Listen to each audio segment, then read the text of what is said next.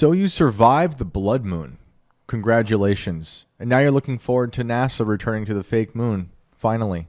That's not going to happen, and we're going to get into that. But first, I'd like to read to you a portion of the transcript from Bill Clinton's testimony. That's right, former President Bill Clinton, friend of Jeffrey Epstein and Ghislaine Maxwell. Cannibal. He said this. Look, the Sultan told Jeffrey and me to drink the blood from the skull. So I did only because it was the polite thing to do. I did not know those women in the hot tub, but I know for sure they weren't underage once I smelled them to see if they carried any disease. Scout's honor. Yes, I did deprive myself of adrenochrome smoothies for a few weeks leading up to this hearing because I hoped my natural state of decomposition might help me appear gaunt and fragile and sympathetic. However, I see now that it made me look like Nosferatu with Parkinson's. That is an exact quote from the former president, Bill Clinton. If you didn't see it, just take my word for it. If you have not watched those videos, though, of Hillary and Bill testifying about Jeffrey Epstein and you're interested in it, I highly recommend it because it really is a great insight into body language, into lying, into demons.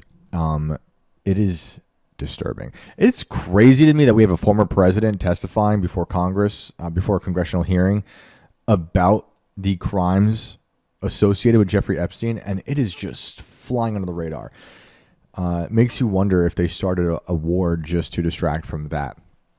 And all the countries just banding together. Let's all join this war.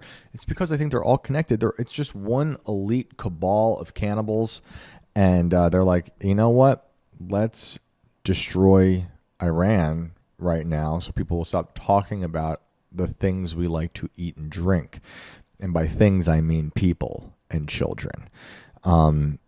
It's weird. We went over the Epstein files in depth for weeks. And we know in those files, they talk openly about manufacturing wars to distract the people. They are literally saying this. It's not just Epstein. It was Thiel. It was Bannon. And it was the guy from Barclays, the guy who runs Barclays. Create a war, distract the people. You know, we are in that. We are in that. So anyway, NASA scrubs the 2027 moon landing mission as wild claims of ancient megalithic city on lunar surface emerge. Remember just a week ago I was being called a clown, an absolute clown online for trying to convince the people that the moon might not be what they say it is. Now, I could not see the blood moon yesterday because fake clouds were covering the fake moon and the fake blood filter on the fake moon. But I do imagine it happened. I don't know. Did you guys get to see it? Seems like some people did. But just a week ago, someone was saying I'm an absolute clown for just not buying into the moon narrative. Look, I believe there was an original moon, vintage moon, OG moon put there by God. That moon has been replaced. I'm sorry. It's just not the same thing. I don't know what's going on there. It could be a ball of plasma. It could be a hologram. Like I said, it could be Operation Paperclip kind of headquarters that they put up there. Bunch of Nazis studying us. And we're not going back. We were supposed to go back last month. It's always delayed.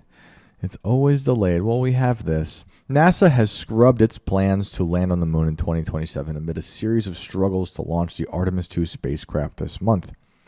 Space Agency Administrator Jared Isaacman revealed on Friday that Artemis III, which had been scheduled to touch down on the lunar surface next year, will now only circle the moon, pushing a potential landing mission to 2028 at the earliest. Meanwhile, its predecessor Artemis II, initially scheduled to take off on February 8th, continues to experience fueling issues that have pushed back its 10-day trek to orbit the moon to April. Imagine if they're going to do to Artemis what they did to Nancy Guthrie and Major General McCaslin and pull off some sort of disappearing act, blame that on the aliens. what was that TV show where people disappeared and come back? And it's going to be like that. I didn't see that TV show. It's a cool premise, though. Kind of like Leftovers, except you don't really see them return. The scheduling shakeup comes as NASA critics, that's me, and conspiracy theorists, that's also me, and I hope you as well, claim the space agency has been delaying the much-anticipated moon missions to hide the presence of ancient structures previously found on the moon's dark side. Now, I have not said that's why they're canceling or delaying the moon landing. I think there's other reasons. However, this could be, or maybe the moon, as we see it, is just an ancient satellite. That's been left there by the ancient breakaway civilizations, and they're in it. And it's their own doomsday bunker that floats in space that one day will crack open like an egg, and Peter Thiel's ancestors, who are also immortal, will float down to Earth and pretend to be aliens, and it will be like the Incas seeing the Spaniards ride up with horses and rifles for the first time.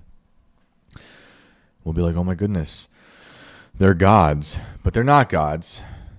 They're just evil human beings from the ancient breakaway civilization. The U.S. government has maintained that no definitive evidence of extraterrestrial life has ever been found, and the presence of an unknown civilization on the moon has not been proven. The fact that we're already putting this in mainstream articles, this is from the Daily Mail, is amazing. And leads me to believe that we are getting pretty close to some sort of disclosure about an unknown civilization on the moon. I would rather say that it's an unknown civilization in the moon, if it's actually a physical structure. And then we'll have to break down what even is the moon. How do we define a moon? At least how do we define our moon? Because moons, they all wear different hats, all these moons up there. However, multiple authors, scientists, and UFO researchers have claimed without evidence that NASA has concealed astronaut reports of buildings located on the side of the moon facing away from Earth, which could be tens of thousands of years old. No, I don't agree with the time frame. But look, I mean, we got China up there. Who knows what they're doing? Allegedly, China's on the other side of the moon, building away. They might be making nuclear power plants up there, death rays. Maybe they have concentration camps up there. Who knows? Officially, Isaacman said that the reason for the canceled moon landing was to help NASA standardize the equipment and systems used in these launches so the agency could conduct more missions more quickly in the future. That just doesn't seem like a good enough reason. It seems like a reason they made up in a boardroom meeting. Like, what are we going to tell these people? Like, we have not actually been to the moon. We can't tell them that yet. But we do need to tell them something so they'll shut up because they keep saying crazy things. Once Artemis 2 completes its mission this year, Isaacman revealed that Artemis 3 will now conduct a similar flight in 2027, and the newly added Artemis 4 mission will have the honor of landing on the moon approximately 10 months later in 2028. There's a picture here of the alleged moon. It looks like a fake picture to me. The caption says, conspiracy theorists have claimed that ancient buildings and inscriptions were previously spotted by astronauts orbiting the moon in the 1960s and 70s. What if they just create these narratives? By they, I mean NASA or the government, and they seed them into the narrative, blame it on conspiracy theorists, but it's a form of market testing to be like, let's just see how they react. This is partly the truth. We're going to put it out there. We'll put it in the Daily Mail because we have Operation Mockingbird 2.0, 3.0, wherever we're at. They'll put it out there for us, just like we learned about the Pentagon putting out misinformation about the falsified mythologies about UFOs. But maybe they also do it where they take a part of the truth, seed it into the narrative via different media platforms, and see how they go. It's market testing. Trump does it all the time. In a video released by Isaacman, the space agency chief said NASA must standardize its approach, increase flight rate safety, and execute on the president's national space policy. So we're just now, right before launching, deciding, you know what, we should make this safer. So does that make sense? Does that add up to anybody else? We should just make this safer now. We weren't worried until the day before landing on the fake moon. With credible competition from our greatest geopolitical adversary increasing by the day, we need to move faster, eliminate delays, and achieve our objectives, he continued. Standardizing vehicle configuration, increasing flight rate, and progressing through objectives in a logical, phased approach is how we achieved the near impossible in 1969 and how we will do it again. Guys, it did not happen. I know we have some moon enthusiasts out there who get very emotional when you question the moon and the landing, but this doesn't pass the smell test. I'm sorry. The near impossible is a great way of saying the impossible because it's actually impossible. But maybe they'll find those files that they accidentally deleted that allowed them to get to the moon. They saved everything else. Some Epstein files are gone. A lot of Epstein files are gone, and the moon landing files are gone. But millions upon millions of JFK files are there. The CIA files. They kept all those, even though they're quite damning if they're real. What are the odds? If I was a betting man, which I'm not, and if I used Polymarket, which I don't, I would put money on we're going to get Amelia Earhart, Jimmy Hoffa, what else? More Church Committee, more COINTELPRO, more MLK Jr., more Malcolm X files this year. To keep throwing them out there. I think maybe I've said this already, but I keep thinking about it and what are the odds? We're in a downward spiral of absurdity and supposed transparency.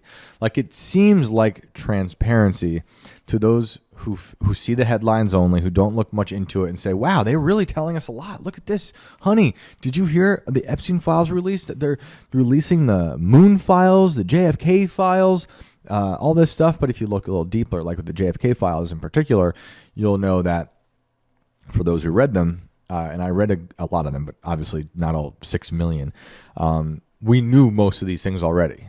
It's just some of it confirming other files that were already released, and others were files that were just re-released. And then there's in the Epstein files that were re-released, but the things that are different now in the latest batch are that names are redacted.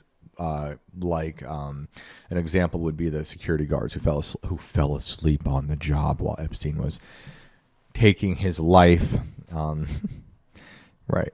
He took his life. Jeffrey Epstein took his life like we went to the moon. The newly appointed administrator added that the NASA team believed there were too many development and production risks at the moment to make a moon landing and safe return in 2027 possible. Sorry, I don't buy it. I'm sorry. With that in mind, Isaacman said the agency was going back to the wisdom of the folks that designed Apollo. The entire sequence of Artemis flights needs to represent a step-by-step built-up of capability, with each step bringing us closer to our ability to perform the landing missions. NASA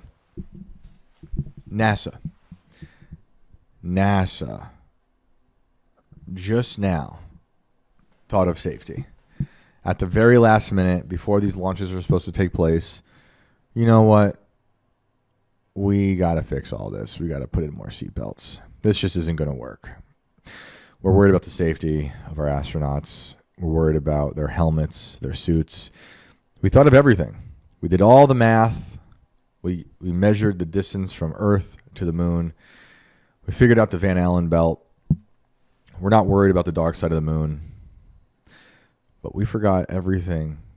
The only thing we forgot is the safety of the astronauts. How do we get there?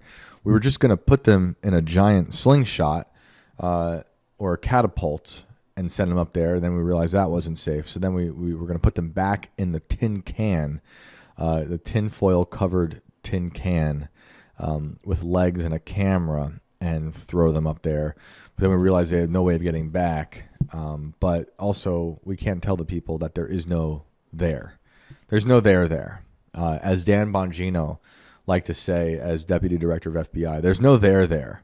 But in that case, there was a there because the Epstein files were not a hoax, unlike the president saying it was a Democratic hoax. It was actually real. But in terms of the moon, there is no there. But we cannot tell the people that yet. So we're going to tell them that we just forgot to think about safety. We know.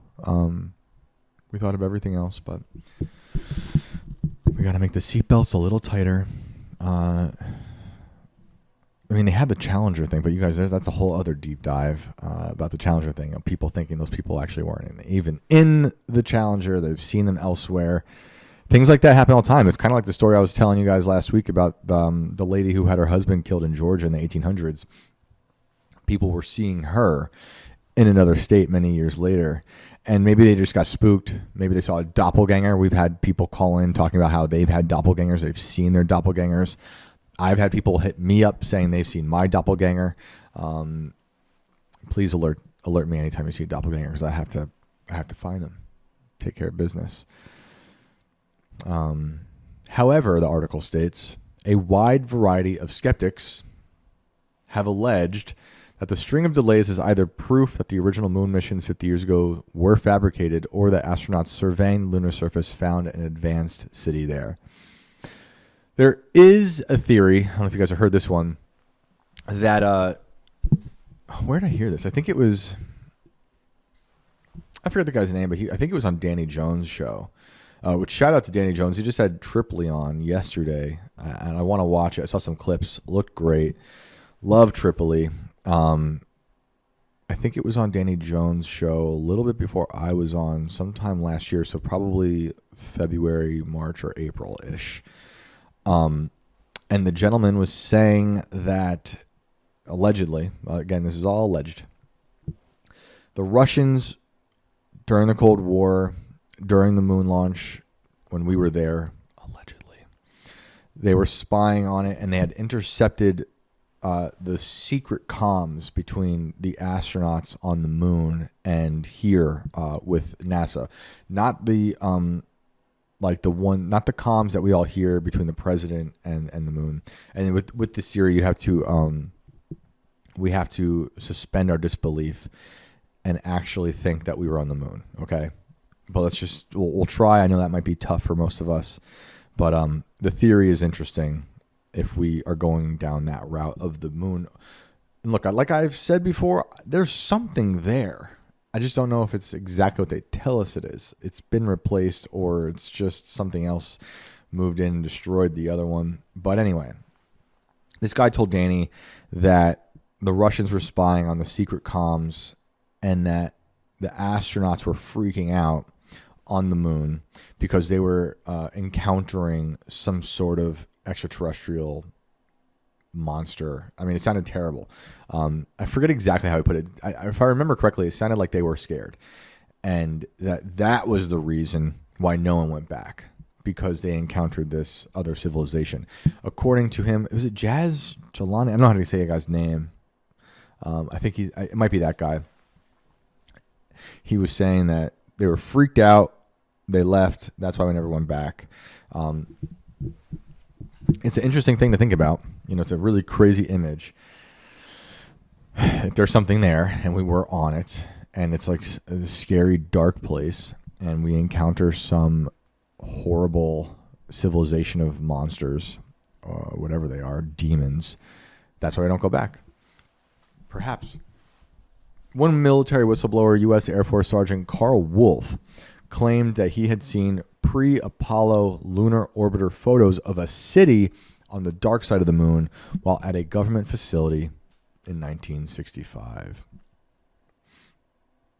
The allegation of Wolf was later echoed by former CIA physics and respected astronauts. I'm sorry. I read that totally wrong. CIA psychics and respected astronauts who have also claimed there is something on the lunar surface that NASA officials have been keeping hidden since moon missions ended in 1972. In the 1970s and 1980s, the CIA conducted experiments with individuals who claimed they could perceive information about distant objects, events, or people, a process known as remote viewing. We know this, and most of them that the government hired are, I think Danny Jones told me this on his show, are Scientologists. One of the most famed remote viewers, Ingo Swann, wrote that he allegedly saw towers, buildings, and human-like aliens working at a secret complex on the dark side of the moon during one of his psychic episodes in 1975. Last year, author and geologist Greg Braden told podcast host Joe Rogan that evidence of this ancient city was kept from the public by the U.S. and Russia during the Cold War. According to the scientist who has previously written about the possibility of life on the moon, astronauts landing on the moon in 2028 will discover archaeological structures covered in languages that humans will be able to recognize. I think if it's there, it's because people from this planet left there when they left Earth to avoid catastrophe, and they were a part of some other advanced civilization that I do believe was able, I believe we were able to have multiple of those throughout 6,000 years with cataclysms throughout. And those cataclysms could have been natural or man-made. And we know about the biblical kind. The evidence suggests they're from us from a time in our past, a cycle of civilization where we did great and beautiful things by working together until we destroyed one another through war, and that we're repeating that cycle, Braden claimed. I was thinking yesterday, speaking of war,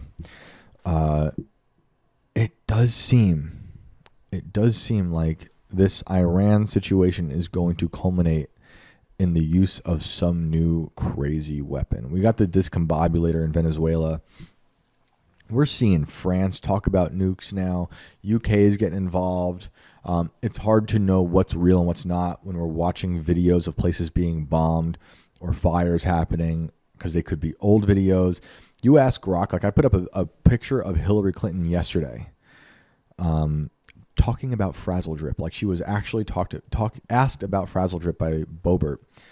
And I then, after I posted it, I wanted to see what Grok would say about it. And Grok kept telling me it was from 2018, but it was literally from the day before, or from last Thursday. No matter, I told it, I kept telling it, this is from 2026, this is from this date. Grok is stupid.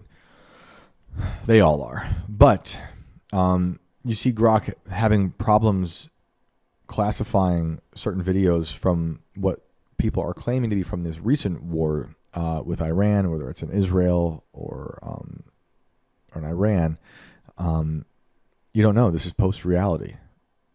Everything is used against you. Everything could be fabricated.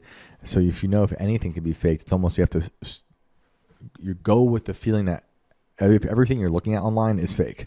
And then if you care about it, try to go around and see if you can confirm it. Because the fact checkers aren't always right, obviously. But while I was looking at all this stuff and seeing things that I do believe were confirmed in terms of massive explosions, bombs, I'm like, what are they going to drop? If all war, to me, seems like, it's ritual. It's part fear ritual. It's part actual sacrifice. It's blood spilling.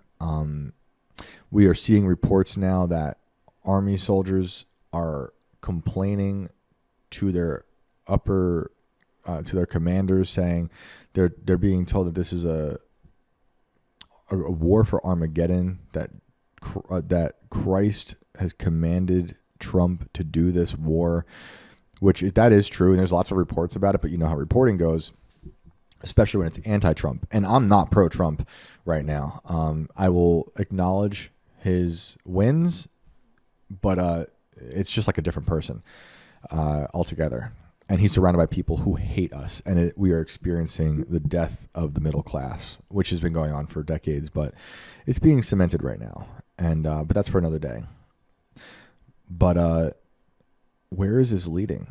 Are we going to see him drop something crazy? Not a nuke, maybe something crazier than a nuke. Iran is a very big place, and like I said yesterday, they are very, very prepared for a war on them, for a decapitation of their regime, as our country and others pursue a regime change, which has been going on since 1953. Kermit Roosevelt was sent there by the CIA to start to subvert the government of Iran to install the Shah, which did not work out well. And we should just not be meddling in this. But what is going on? It feels like something is brewing. More than just a distraction, that I do feel like this is also happening with everyone getting involved. I mean, we saw there was a report yesterday about one of the main guys, rich guys, like a billionaire from Russia, mentioned in the files, allegedly died by suicide yesterday, or at least it was reported yesterday. We've seen other resignations since we've last talked about that. We've seen other suicides or suicide attempts. We are in a new phase of existential crisis. And it feels sometimes like lockdowns all over again, where it's worldwide. We're all experiencing the same type of fear ritual. We don't know what's true and what's fiction, and that's by design. And they are gearing up humanity to be able to accept anything, even the most absurd, the most violent, chaotic situation. So I think they work us up into a frenzy, and it's happening on all fronts. It is a war on your reality. It's a war on your perception. It's a war on your religion. It's a war on the individual, the nation, and all nations at the same time. And with the help of the media, both independent and corporate. And you see Trump having hijacked independent media, not all of it, but a lot of them, to create the narrative that suits him and his administration. Like you're seeing people who are obviously invited to like the Hamptons, saying that was a story with the Charlie Kirk stuff, where, in my opinion, it seemed like a struggle session on getting Charlie Kirk to be back on board with the more pro-Israel cause. So some of those people who were in that meeting, who they've said they've been in that meeting, are now like very gung-ho, pro-war. I mean, it's not too surprising because this is human nature. And people lie all the time, and they like being paid to lie, and they have no morals standing. Their morals are fixed to a weather vane.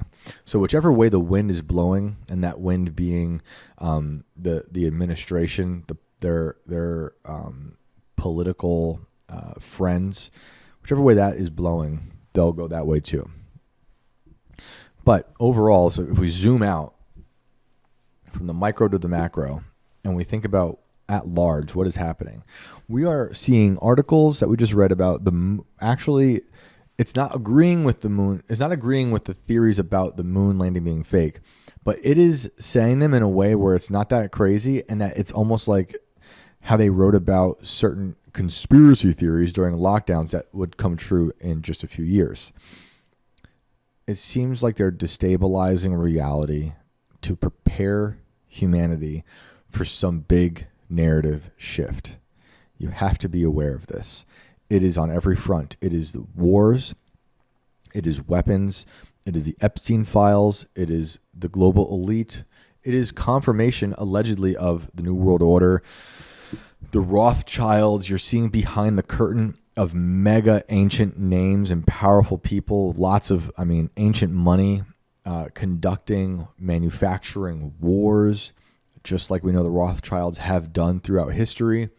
We're talking about aliens now. We've stripped away the taboo of extraterrestrials.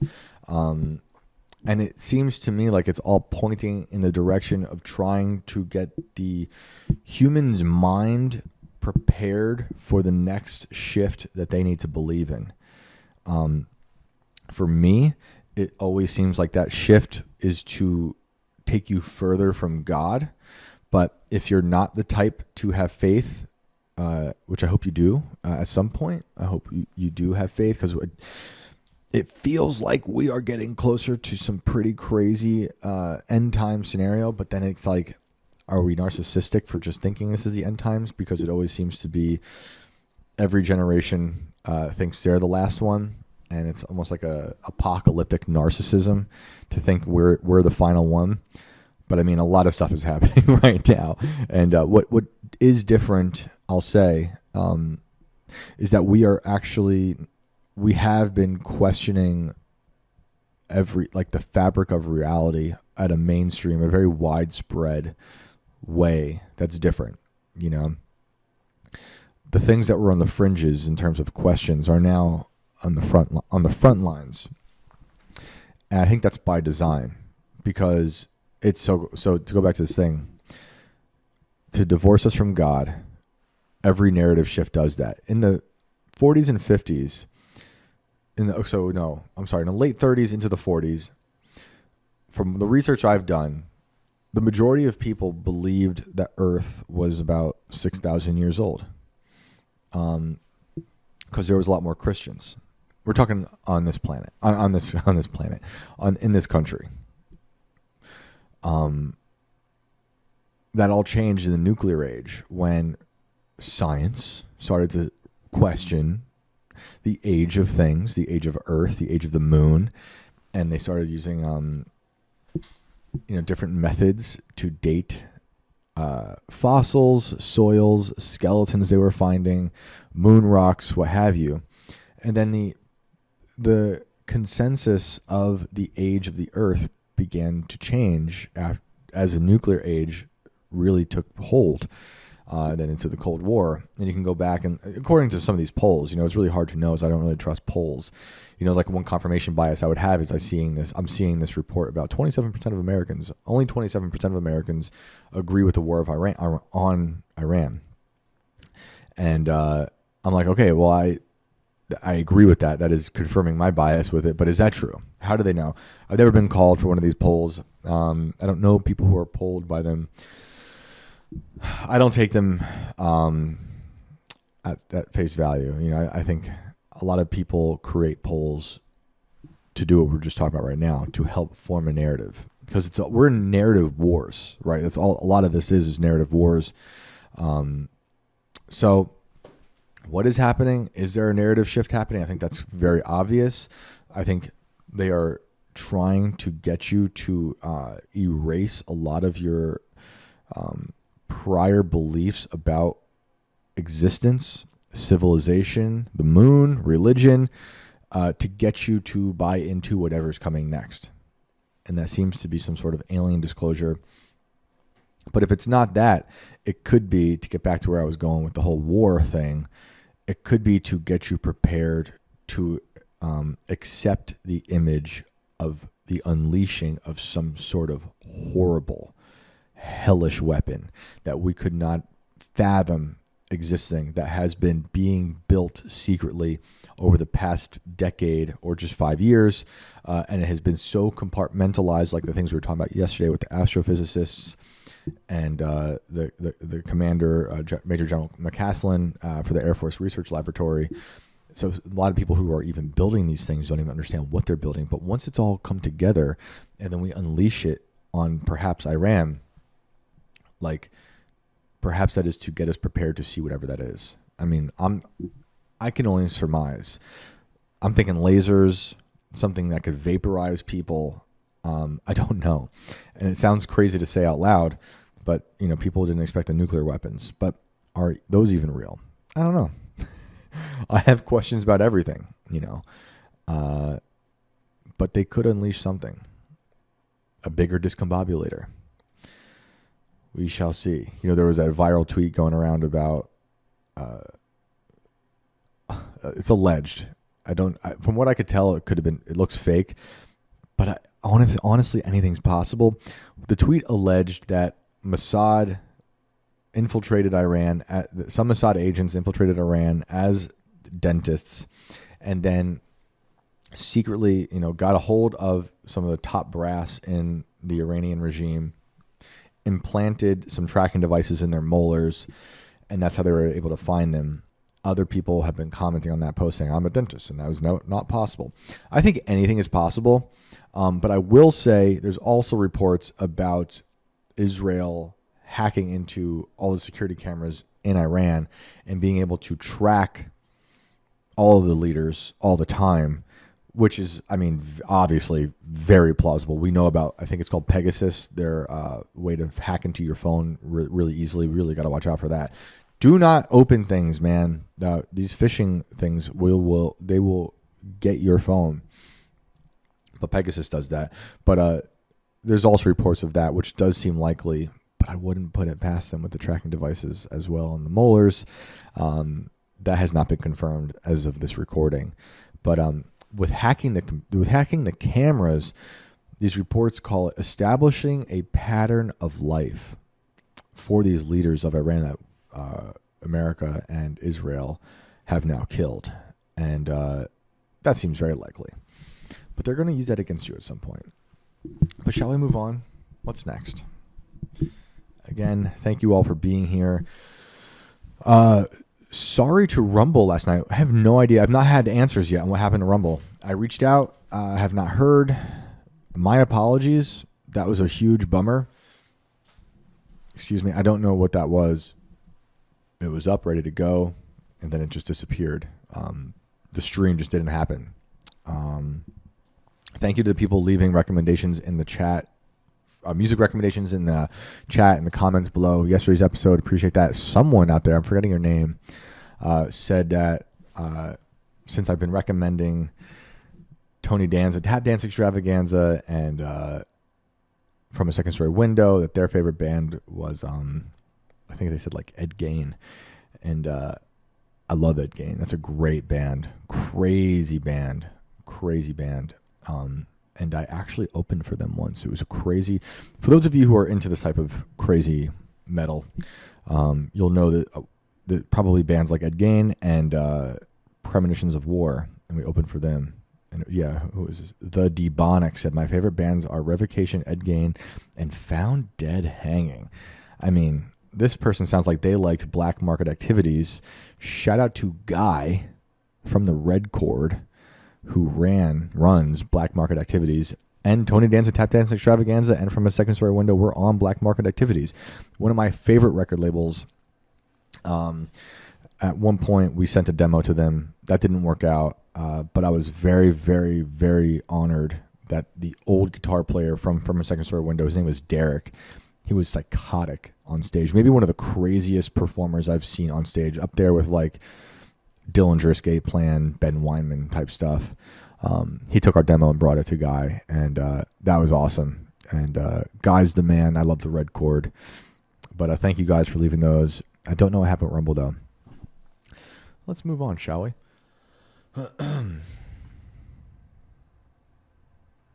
Did you guys hear about the earthquakes? I love this This is my new favorite phrase. I've never seen this phrase before. Maybe let me know if you have. But an earthquake swarm. An earthquake swarm from the sun. Terrifying swarm of earthquakes rocks area near mysterious U.S. military base known for nuclear testing. I think everyone's testing underground. It's a feeling I have in my gut. I think people are testing underground. And they're getting ready for what I was just telling you about with something else. Something's going on, guys. A swarm of earthquakes is something I've never heard of, but I just haven't following the earthquake, beat quite that much. But earthquakes have been rattling the grounds near a mysterious military testing range that's known for stockpiling nuclear weapons. So there's a test range in Nevada they also called Area 52. Has been it's seen over 100 seismic events in the last week alone. Is it Project Mayhem? Are you out there who lives in this area? I forget. And I know there's someone else out there. Was it Candy who lives in the Vegas area or in Nevada somewhere? I think Area 52 might be in like rural Nevada. Let me know. The range, which is around 3 hours northeast of Las Vegas and close to Area 51, experienced a wide range of events from small magnitude tremors to small earthquakes. According to the U.S. Geological Survey, the latest spat of quakes began on Sunday afternoon and continued through the early hours of Monday morning. One of the latest tremors was a magnitude 3.9 earthquake. That's not small, which can be felt by the average person on the ground. Although the range is shrouded in mystery, it's known for stockpiling nuclear weapons and testing nuclear weapon delivery systems. The disturbing events have come right as the U.S. is embroiled in a Middle East bombing blitz, with Iran after assisting Israel with a coordinated attack that killed Supreme Leader Ayatollah Ali Khamenei. War, as I like to call it. The initial attack, it's not war. It's not war. Trump's like, it could be 4 weeks or it could just be forever. But it's not a forever war, I promise. The initial attack, which left dozens of other senior Iranian officials dead, why they're misspelling that, it sparked a deadly exchange of fire, and at least 4 U.S. soldiers are dead, and God rest their souls. On Tuesday, in the third day of the conflict, President Donald Trump admitted he hasn't ruled out putting American boots on the ground. He warned his potent string of strikes could continue for weeks, so he can ensure the colossal threat of Iran's nuclear capabilities is wiped out for good. I remember hearing in June of last year that they had obliterated that, but I guess they got to obliterate it more. The president made a solemn vow during a Medal of Honor ceremony that the deaths of the 4 U.S. servicemen won't be in vain. In their memory, we continue this mission with ferocious, unyielding resolve to crush the threat this terrorist regime poses on American people. All right. That's all I can find about the nuclear test sites, but there are photos here from like Operation Tumbler Snapper, which saw powerful nuclear weapons tests in 1952. And we've discussed a lot of the crazy tests they did out there when they made the soldiers stare at the weapons at the bombs as they blew up. And shout out to Synchrotron for commenting this yesterday, because I wrote this: Nevada, apologies for the earthquake swarm yesterday. We're blowing up stuff underground with our demon tech in preparation for the blood moon. And Synchro, thank you, and I hope you're feeling better, said, earthquakes in Nevada are no laughing matter. That's the worst place on the planet, aside from maybe Yellowstone, to be having quakes. And he shared a link with me from the Los Angeles Times, which we are going to read now. Nevada's hidden ocean of radiation. Huh? This is from 2009. A sea of ancient water tainted by the cold wars creeping deep under the volcanic peaks, dry lake beds, and pinyon pine forests covering a vast tract of Nevada. Over 41 years, the federal government detonated 921 nuclear warheads underground at the Nevada test sites, 75 miles northeast of Las Vegas. Each explosion deposited a toxic load of radioactivity into the ground, and in some cases directly into aquifers. Just real quick, I have the best audience. You guys send me the best stuff to read. Like, you guys constantly give me great stuff. There's things I have not seen, and you guys are quick with it. I am grateful. So thank you for this. Thank you, Synchro. And the messages I get, the comments that send me down other rabbit holes or help establish a larger picture for something else we were talking about. When testing ended in 1992, let me reread that for those watching. When testing ended in 1992, let's put in quotation marks around testing ended for those just listening, the Energy Department estimated that more than 300 million curies of radiation had been left behind, making the site one of the most radioactively contaminated places in the nation. That's great. You also saw that report from Iowa, the lawmakers, Iowa, I had Slipknot on my mind, Ohio, rather. Lawmakers from Ohio making it legal for data centers to release their contaminated water into the rivers. Just like what I've been telling you about where I grew up with IBM being allowed to do it legally into the Hudson River. During the era of weapons testing, Nevada embraced its role almost like a patriotic duty. There seemed to be no better use for an empty desert. But today, as Nevada faces a water crisis and a population boom, state officials are taking a new measure of the damage.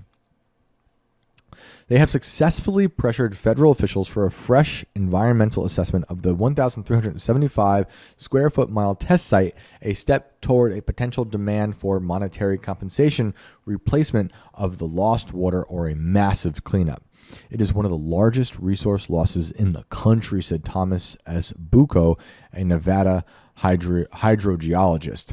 Nobody thought to say you are destroying a natural resource. No, they never think that. They never think that. No, I'm sorry. Let me bring that back. They think it. They don't care. And of course, the ad here is for AI, industrial intelligence of Veva for progress. That's great. That's great. In a study for Nye County, where the nuclear test site lies, Bucco estimated that the underground test polluted 1.6 trillion gallons of water. That is as much water as Nevada is allowed to withdraw from the Colorado River in 16 years, enough to fill a lake 300 miles long, a mile wide, and 25 feet deep. At today's prices, that water would be worth as much as $48 billion if it had not been fouled, Bucco said. Although the contaminated water is migrating southwest from the high ground of the test site, the Energy Department has no cleanup plan, saying it would be impossible to remove the radioactivity. Instead, its emphasis is on monitoring. Federal scientists say the tainted water is moving so slowly, 3 inches to 18 feet a year, that's a lot, that it will not reach the nearest community, Beatty, about 22 miles away, for at least 6,000 years. I just don't know. I don't know. Still, Nevada officials reject the idea that a massive part of their state will be a permanent environmental sacrifice zone. That's a good name for a hardcore band out there for anyone who's looking to start a hardcore band.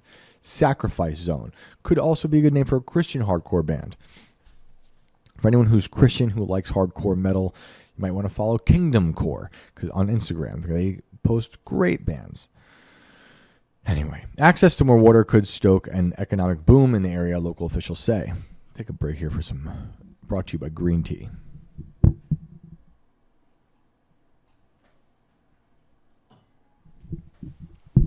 Okay. More than a dozen companies want to build solar electric generation plants, but the country cannot allow the projects to go forward without more water, said Gary Hollis, a Nye County commissioner. The problem extends beyond the contamination zone. That's also a pretty good name for a hardcore band, a regular hardcore band. What's up, everybody? We are Contamination Zone. If too much clean water is pumped out of the ground from adjacent areas, it could accelerate the movement of tainted water. When Nye County applied for permits in recent years to pump clean water near the western boundary of the test site, the state engineer denied the application based on protests by the Energy Department. The Department of Energy did not cite environmental concerns, perhaps to avoid acknowledging the extent of the Cold War contamination. Instead, federal officials said the pumping could compromise security at the test site, which is still in use. Right. To go back to what I was just saying about, in quotes, the testing ended. We still got to make sure it's safe because we're still using it. This is making me think of brown sites. You guys know about brown sites?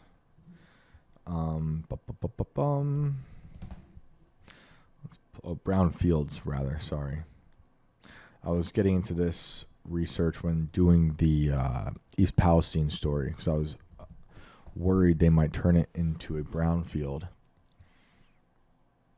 which is when the government takes it like eminent domain, but for a specific reason. Brownfields are defined by the EPA as properties that are complicated by the potential presence of pollutants or otherwise hazardous substances. The pollutants, such as heavy metals, and there's certain ones there like PCBs, PFASs, and VOCs, contaminating these sites are typically due to commercial or industrial work that was previously done on the land. These include locations such as abandoned gas stations, laundromats, factories, and mills. By a process called land revitalization, these once polluted sites can be remediated into locations that can be utilized by the public.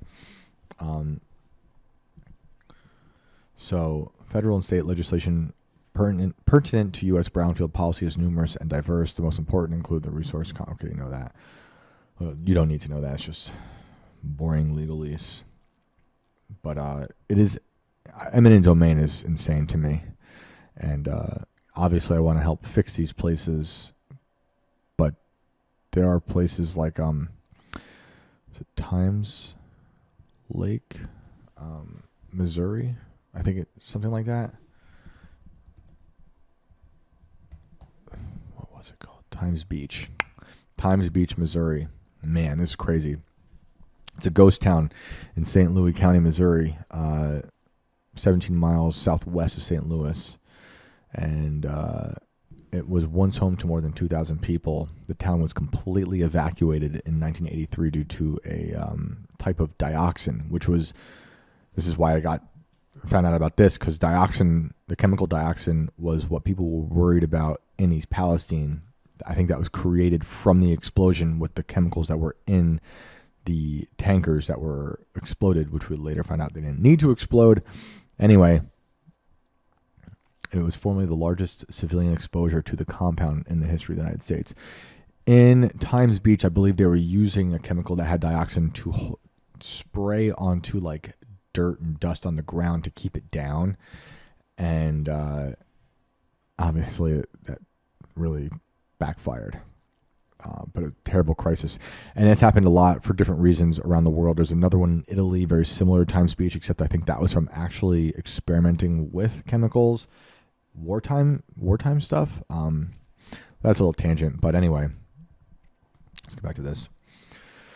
In 1950, President Truman secretly selected the site for nuclear testing and withdrew the federally owned land from public use. In early 1951, atomic blasts started lighting up the sky over Las Vegas, then a city of fewer than 50,000. Early atmospheric tests spawned heavy fallout, and some areas are still so radioactive that anybody entering must wear hazardous material suits. So not everything that happens in Vegas stays in Vegas, because this stuff just sticks on you. And it also travels, like we were just talking about in this story, in the water supply, but also in the air. All right, well, there's that. I also wanted to get into this. You remember yesterday I said, using 2026 logic, I think it's reasonable to connect the disappearance of Major General William McCaslin to maybe the murders of those scientists, right? Black Eye on Twitter, thank you for this, retweeted this and said, mayhaps, but I think it might be more closely tied to the bizarre shutdown of a town called Sunspot a few years back. Worth a look. I was not aware of this, so I pulled up just the Wikipedia for a brief mainstream look at it, and it gives you kind of both sides, but I think obviously we know there's more. Sunspot is in an unincorporated community in the Sacramento Mountains in the Lincoln National Forest in Otero County, New Mexico. That's about 18 miles south of Cloudcroft. Its elevation is 9,186 feet. And the Sunspot Solar Observatory and Apache Point Observatory are located in Sunspot in the Sacramento Mountains. The site of Sunspot is leased by the National Science Foundation from the U.S. Forest Service and is operated and maintained by the Association of Universities for Research in Astronomy. It's a lot of hands. The telescope and site are both open to the public, and the Visitors Center offers guided tours of the site on Saturdays and Sundays. On other days, there is a self-guided half-mile trail around the telescope and White Sands overlook. Let's get to the good stuff here. On September 6, 2018,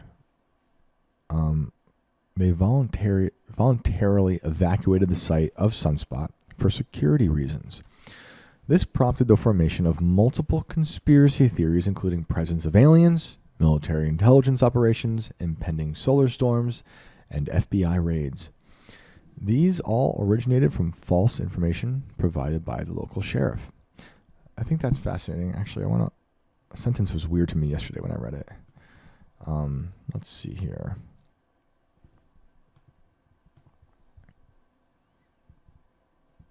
I'm just going to open up a story that might elaborate on that, but we'll come back to that. A local TV station provided a call-in from a supposed employee with a disguised voice, although this was later found to be faked by the reporter. And that is possible. Or is that the cover story? On September 17th, they reopened Sunspot following an investigation into criminal activity involving Apache Point Observatory personnel. I'm going to open up that story as well. Thank you to Black Eye for this very strange story. During the course of the investigation, they decided to evacuate the site and terminated the contract that had been held by the janitor. Oh, I gotta go. I missed a sentence. Later, court documents reported that the closure was due to threats from the Apache Point Observatory janitor, who was subsequently the center of a federal investigation. What if he was like possessed? What if something dark? I mean, it's just a strange story to me. Apache Point Observatory had not been closed despite the ongoing presence of the suspect at the location during the investigation. The suspect was known by a few others who had previously been removed from Sunspot or fired. Once the threat was no longer present, Sunspot was reopened. Okay. Just want to go a little bit into this, as I found this fascinating. It's a cool looking space. It's weird. Is the observatory is like almost looking like a white church, triangle pointed up into the sky, but whereas you'd expect to see a cross on top of a church, just has a white ball. Let's just listen. We'll listen to this guy talk about it. I love the reports about this kind of stuff. I did not listen to this, so I don't know what we're getting into. We'll bring it back here, and we'll see what's good. We're tuning in now to KOB 4. History has gained national attention and sparked some conspiracy theories. Why is the solar observatory in Sunspot, New Mexico, near Cloudcroft, closed, and why are residents evacuated? That site has been shut down now for about a week. Our Megan Abundis headed down to southeastern New Mexico to check it out. 1 week later, in a small mountainous area and post office remain evacuated, caution tape blocking the way. Sunspot Solar Observatory officials say they are investigating a security incident, shutting down all access. The FBI has not contacted us. We don't know what they took, what their reason for being there was.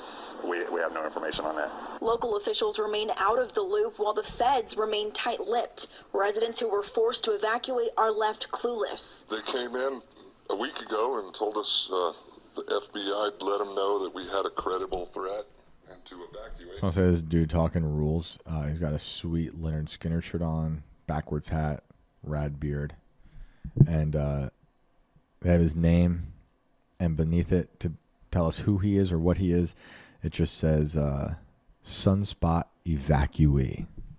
And that's what I know still. Sean Williams and his family have lived in Sunspot for 15 years. It is very frustrating being out of our home. I will say that, and I can't wait until this is over. It is very strange. I don't know, something to do with the FBI and something that got spun out of control. This fence and this caution tape is the only thing preventing people from getting inside the solar observatory. That's why residents have decided to camp it out in fear of looters. Conspiracies are flying around having to do with the property. Boy, people come up with some outlandish stuff. An alien landed here. However, James McAteer, a NMSU professor who is also the director of the Sunspot Solar Observatory, told KOB over the phone that the telescope did not see aliens. The data will be made public in its unaltered form, nothing hidden or kept secret. The investigation's under the FBI, so we don't have any knowledge of it. The sheriff was not provided with any timeline of when they would be allowed back in, questioning whether it would be weeks or months. Reporting in Sunspot, I'm Megan Abundis, KOB Eyewitness News 4. Well, there you have it. Nothing to see here. All right. And what else did I have here? All right. No birds today. No birds. Nothing yet.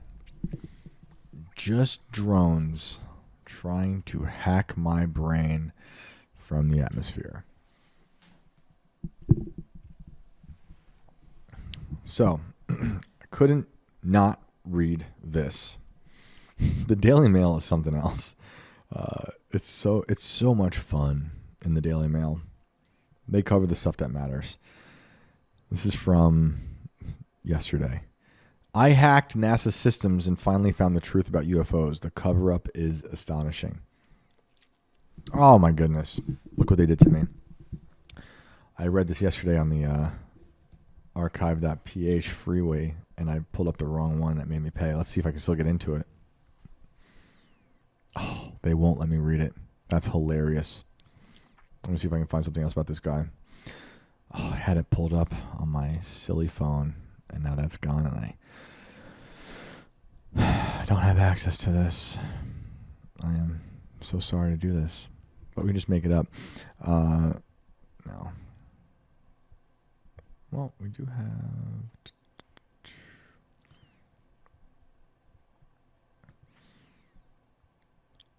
non-terrestrial officers, the UFO files. Gary McKinnon says he found hacking NASA. So I found another version of this in cybernews.com. In the early 2000s, Gary McKinnon breached U.S. military and NASA networks in what prosecutors called the biggest military computer hack of all time. He says he stumbled onto evidence of a hidden space fleet, including a cigar-shaped UFO floating above Earth. We've heard about this. In an interview on American Alchemy with Jesse Michaels, the Scottish hacker frames the moment less like a spy thriller and more like a messy late-night obsession spiraling into history. I was in my dressing gown up until my dressing gown? Like, who talks like that? Who's got a dressing gown? Up until 4 a.m, smoking weed, drinking beer. Okay. I, for one, have never heard those words put together. My dressing gown in the same sentence as smoking weed and drinking beer. At the time, U.S. prosecutors called it the biggest, we know it's the biggest military hack of all time, and faced 70 years in prison. However, the UK blocked his extradition. I was just a normal guy interested in UFOs, nothing genius level, McKinnon told Michaels, positioning himself as a curious civilian who stumbled onto something bigger than him. At the time, U.S. prosecutors called it the biggest, oh my gosh, did AI write this? It's just repeating the sentence 4 times. Court bail conditions barred McKinnon from using the internet, with reporting at the time describing restrictions that made normal life and IT work difficult or nearly impossible. That's wild. McKinnon says he was a lifelong UFO enthusiast with enough IT skills to exploit weak passwords on U.S. government systems. No hacking background, I was just good with computers. He portrays his skills as practiced networking, knowledge rather than elite cyber trade craft. Or as a spy. He was able to enter NASA systems with easy access. I wrote a maybe they should also be thinking about hackers with NASA. Imagine someone hacks into Artemis as they're trying to get to the fake moon, and they turn off the green screen sky. I wrote a Perl script to find blank passwords, or the word password he describes, showing the weak organizational infrastructure back then. His method, as described, was wide scanning for weak logins, then entering through the easiest doors. Once inside, he claims he escalated privileges and used network search tools to comb through large volumes of files across connected machines. Some of these sites had blank passwords big time, he said, believing that the most shocking part was how basic the security failures were. He describes the scale as huge for one person, but manageable through automated searching and long late-night sessions. The largest I did was 5,000 at one time. I just want to say something here. This is just theory. I'm going to lean back for some exposition here, some theorizing here. Reading this, I can't help but remind myself of Alex Jones breaking into Bohemian Grove. And one of the things I liked about Alex, about the evolution of that story, is people would always praise him for sneaking in. And he filmed a crazy video, and it's amazing. And although there's a lot that Alex is saying these days that I do not agree with, I still respect him. I respect what he's done. I'm very much opposed to what he's been saying lately. It doesn't make much sense to me. Well, it does if, he's getting money from people, or maybe he's just tired, or maybe he's afraid. I don't know. He's been good to me in the past, and he's been someone I've watched for years. That said, anyway, there's a part of the evolution of his Bohemian Grove story that I really admired that happened 4 or so years ago, when he said somewhere, forget where he said this first, but somewhere on some podcast, he said he learned later on, and I might have said this a long time ago, but Alex said he learned later on that whoever helped get him into Bohemian Grove was part of a team within Bohemian Grove that was actually, for lack of a better word, at war with other factions within the Grove. And that they let him in knowing it would do some harm to the community. And I always like that he said that because it just changes the dynamic of the history of that story. It makes it weirder, I think. Instead of taking the praise of sneaking in, da da da da da. You know, at first it sounded like he did it all on his own. I like that he was able to tell us that he found out that there was someone in there, and there might have been some interior like strife. So why I'm thinking of that is, with stories like this, is this person just maybe allowed to do this? He doesn't realize he's being allowed. It's so easy. I just went right in. Perhaps they see that he's getting close. They see he wants in. They strip away from security. Maybe not. Maybe they're just that dumb, because it's also very possible. And it's easy to sneak into these things and hack in and change stuff. But maybe it's also part of it. You know, as I've been saying the past few days, I guess I started first thinking about this when we started talking about the Black Vault and a lot of their files being deleted. A lot of the files. I mean, he had the backup and all that stuff. But was that on purpose, right? Is this part of the Streisand affecting of the mainstreaming of the extraterrestrial conversation? You see what I mean? Like, if we keep causing these situations to make people or headlines going too fast. My brain is going too fast for me trying to make sense of this out loud. If we make people want to talk about this more, we create headlines for the people to talk about it more, and it starts to become the Streisand effect, where we don't want you to look at this, but here's all these stories about it. Then it gets bigger and bigger, and it goes back to the earlier part of this episode, the narrative shift, causing a frenzy. And maybe it doesn't cause a frenzy most, because some people are just desensitized to a lot of this bigger conversation stuff. Others are being worked up into a frenzy. Others might have an existential crisis, and others who are desensitized might just add this into, well, this is just the way things are now. Or others, like me, are seeing this as a narrative war. So I just want to keep that in mind. Perhaps this is just a hacker who stumbled upon all this stuff, or perhaps he was allowed to do this. UK government summaries of the case accused him of unauthorized access of 97 government computers and alleged he deleted critical data and forced the U.S. network to shut down. So just want to throw that out there. There was something else. Something else in here I thought that was interesting. I'll see if it's in this story as well. He says, I was on a 56K dial-up. It came almost line by line, he says, noting that the slowness is part of why the moment felt so unreal and why he never got a clean copy. The shape was a big, straight kind of silvery line, cigar-shaped object, smooth, no lines. He also describes a manufactured-looking cylinder above Earth with no obvious seams, rivets, or antenna-like features. He claims a live user noticed the session and terminated the connection before he could finish viewing it. In other words, from an institutional perspective, NASA had to disconnect McKinnon then and there. But from a whistleblower, perhaps, it was a case of what needed to be revealed. Or, okay, also hearing that, someone within it who's also experiencing some inner strife within NASA is allowing something like this to happen. You know, there's so many different ways to look at this. It could just be the surface level way that they report on it, or someone's allowed in, or someone is inside the institution who is at odds with the institution and allowing this to happen. Or they're working together and they all know it, and this isn't the story at all, or just a sliver of it.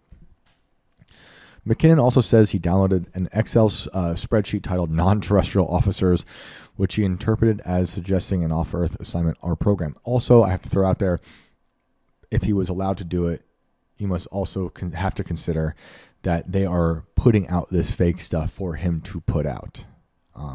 It's just a possibility. The spreadsheet was titled Non-Terrestrial Officers, so not on the Earth, he says. As the wording looks confusing at first, non-terrestrial means not Earth-based, not necessarily alien. It had ship names and fleet-to-fleet transfers, describes McKinnon suggesting multiple ships. I think AI writes everything. All these articles are so bad. The spreadsheet contained tabs for names, ship names, and material transfers, implying logistics rather than a one-off anomaly. And why did he do all this? I wanted it from the horse's mouth. I didn't want to just believe. I wanted to know, McKinnon told the podcast host. Okay, we want to see him fry. McKinnon says his lawyer relayed this as the attitude from the U.S. side, language that intensified public outrage. He describes years of legal struggle where the punishment threat felt like deterrence and humiliation layered on top of prosecution. Using a hammer to crack a nut was how the fear of extradition pushed him towards suicidal planning. I bought potassium chloride. I was just going to swallow it and die, he said, describing his reaching a point where death felt preferable to a U.S. prison outcome. In October 2012, Britain's Home Secretary at the time, Theresa May, withdrew the extradition order, saying the suicide risk was so high that extraditing him would breach his human rights. So, there you go. There you go. What else? I want to play this. We'll end here. With Ross Coulthart from News Nation, talking about the portal. This has been going around. I have not listened to this part. I've seen clips, headlines. Want to hear it from him. He claims to have visited a portal. But just one thing I want to throw out here, and I want to cause a bit of mischief with the US government. I've just been somewhere in the United States where I know there is another portal, and I know the United States knows about it. And I was there just the other day. And guess what? It's got a big fence around it, lots of security signs. It's supposedly US Forest Service. But you know what? It's not. And it's supposedly ancient ruins of tribal art. And you know what? It's not. What's happening is that the United States is using the US Forest Service and claims of the protection of archaeological relics to keep secret from the public a portal on US soil. There, Megan. Anything's possible. I mean, I think we have portals here. Maybe it goes to the moon.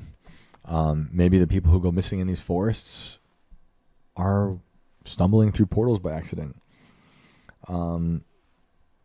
It is very interesting to think if there's portals hidden in our forests. In the first book, first Inverted World book, I spoke to a lady. I interviewed her about the Hat Man, and she ended up telling me that crazy story, which you've heard me talk about a lot if you've been tuning into the show for some time, about seeing a dog man being brought through a portal.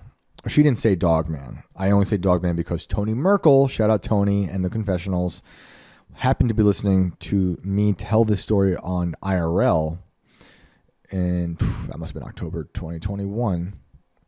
And he was, at the time, while listening to that, driving to film a documentary about the dog man. I forget where he was. I want to say Tennessee or Kentucky. Sorry, Tony, I forget where that took place. But she said it was a giant like dog, like a beast, that came out of this portal and that the government unleashed it into the world. This lady was so nice, so normal, and it veered into portals and all types of mischief and ghosts and shadow entities and stuff. But it is interesting to think that we might have portals. What do they do? Where do they go? Do we make them? Do we find them? That's for a whole other episode. I want to do some more digging on portals and stuff and see what literature is out there. What else is Roth saying? But I just wanted to leave on this note of this idea. Perhaps there are portals. You know, I know people out there who are Bigfoot enthusiasts who think Bigfoot is interdimensional and that he uses portals to slip in and out of space-time. Maybe that's why we don't see him, right? That's what they say. But it is wild. Other than that, we will return tomorrow. Is today Wednesday already? No. It's Tuesday. I have no idea what day it is. I have been like, it's Tuesday. thought I lost a day. I thought I went through a portal by accident. Anyway, thank you guys so much. Glad you're here. Glad you survived that blood moon. Unless we all slipped through a portal. You know, that's what they might be doing at CERN. And we already slipped through the portal back when they turned it on. Maybe 2012. At least we're together, right? We're in this together now. Thank you guys so much. Thank you for liking, commenting, subscribing. Please do share. Please make clips. Send that out. Do whatever you want. But the commenting certainly helps us with the algorithm. And as I said earlier, so grateful for you guys. Thank you so much. And I hope you have a blessed night. Till tomorrow.